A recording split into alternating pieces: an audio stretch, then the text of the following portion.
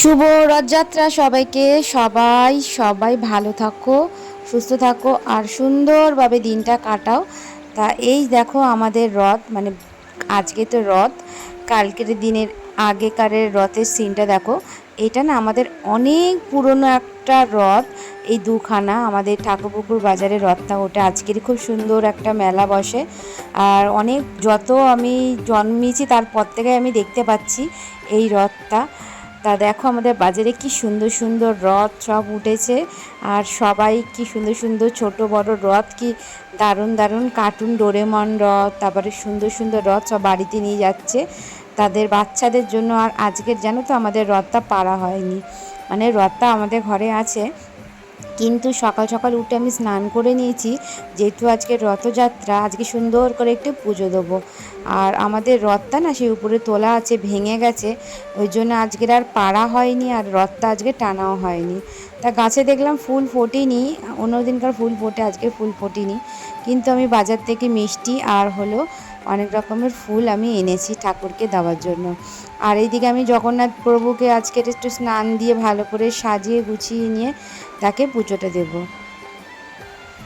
আজকের জগন্নাথ দেবকে সুন্দর করে স্নান দেব, তারপরে জামাটা চেঞ্জ করে দেব, যেহেতু জগন্নাথ প্রভুকে অনেক দিন আগে জামাটা পরিয়েছি, ঘাগরাটা আজকে সুন্দর করে সব চেঞ্জ করে পুজো দেবো। আর মিষ্টিটা দেখো কি সুন্দর দেখতে, পুরো মোদকের মতো মিষ্টিটা আনা হয়েছে।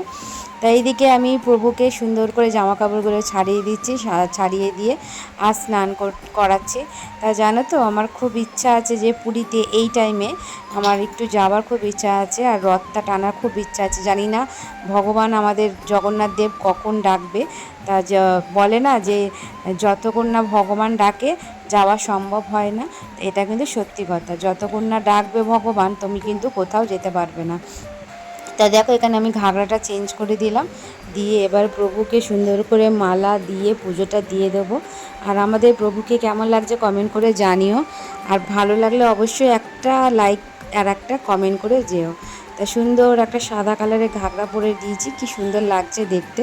আর এদিকে সিংহাসনটা ফুল দিয়ে সুন্দর করে সাজিয়ে দেব।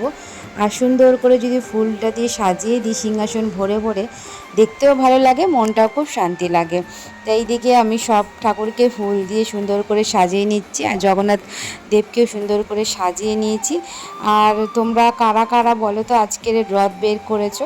আমাদের আজকে তো রথটা বের করতে পারলাম না, কারণ হলো বাচ্চাটাও বলছিল রথটা বের করার কথা, সেই উপরে রাখা আছে আর ভেঙেও গেছে, ওই জন্য আর রথটা টানাও হলো না, বের করাও হলো না।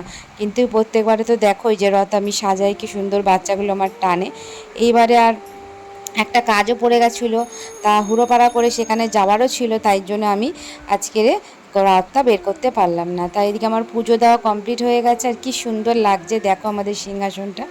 আর আমি সুন্দরভাবে সাজিয়ে পুজো দিলেন আমার মনটা খুব ভালো লাগে। আর ভগবান যেদিনকার চাইবে পুরীতে সেদিনকার আমি যাব।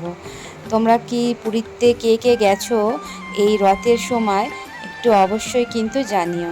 তা ছেলেটাকে এদিকে আমি স্নান করে ভালো করে ওকে রেডি করে নিচ্ছি। আর আজকেরে খাবো নিরামিষই, কারণ হলো রোজ দিন আমিষ খেয়ে আর ভালোই লাগছে না, তাই আজকের এই নিরামিষই ভাত, ডাল ভাত, পাঁপড় ভাজা করে রেখেছি। আর এইদিকে বাচ্চাটা দেখে কি অবস্থা, বিছনাটাকে কি অবস্থা করে রেখেছে, বিছনাটাও চেঞ্জ করে দিলাম। আর নিজের ঘর হলো স্বর্গ, ভাঙা হোক আর চোরা হোক নিজের ঘর স্বর্গ। সুন্দর করে গুছিয়ে রাখতে ভালোবাসি, আর সুন্দর করে গুছিয়ে নিলাম। তাই দিকে ডাল ভাত পাঁপড় ভাজা, আজকের অবশ্যই পাঁপড় ভাজা সবাই খেয়েও। শুভ রথযাত্রা। কেমন লাগলো ভিডিওটা জানিও, লাইক কমেন্ট শেয়ার করে দিও। বিকালে দেখা হবে মেলাতে, তা ভিডিওটা অবশ্যই লাইক করো।